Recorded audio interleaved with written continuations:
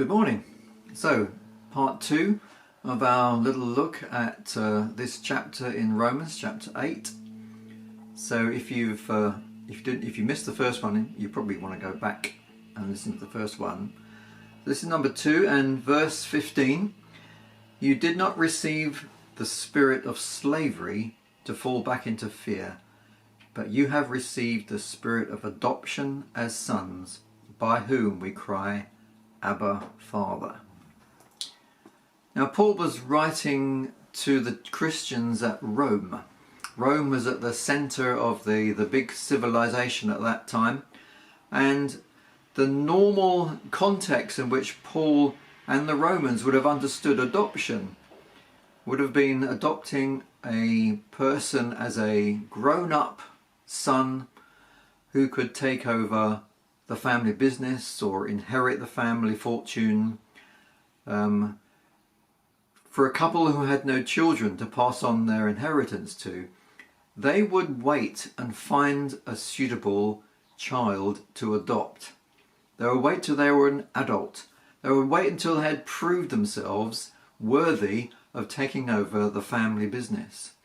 And that's the context in which the Romans would have understood adoption.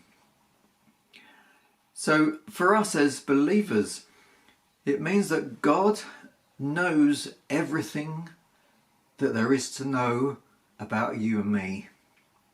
He knows all our past. He knows all our future. And He chooses us to be part of His family. And there's a big difference between a slave and a son. A slave has to do what his master bids. A son is embraced into a father's arms. And that's why Paul uses this expression, Abba, this sort of daddy expression. It denotes a child being embraced by his father. And these are wonderful truths that have changed my life, changed my whole attitude to God. When God seeks to catch me, it isn't like a fisherman dangling a rod and a hook in the sea with a bit of false promise of a meal for a fish that he might catch. No, this is a father who runs after his child and embraces them, catches them in a sense that the child thinks he can get away, and the father may play a little game with the child, but actually he's going to catch them and embrace them. And that's the sense in this verse, is that we are adopted as sons and daughters, children of God. We're brought into a family, and this is all we were meant to be. God wants to bring us into a family.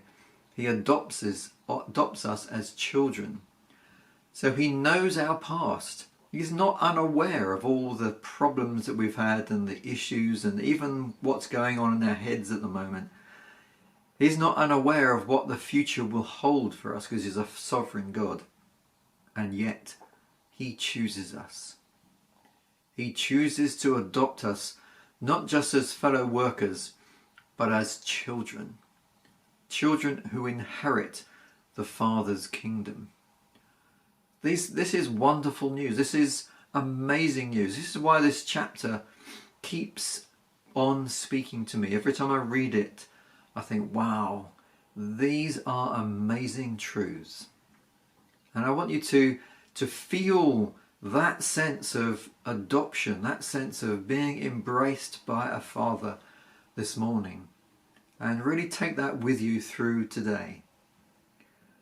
It's been great going through this with you. I'm really enjoying going through this, but there's another one coming up. So again, read through Romans 8, see if you can figure out what the next verse is going to be. Have a great day. Bye.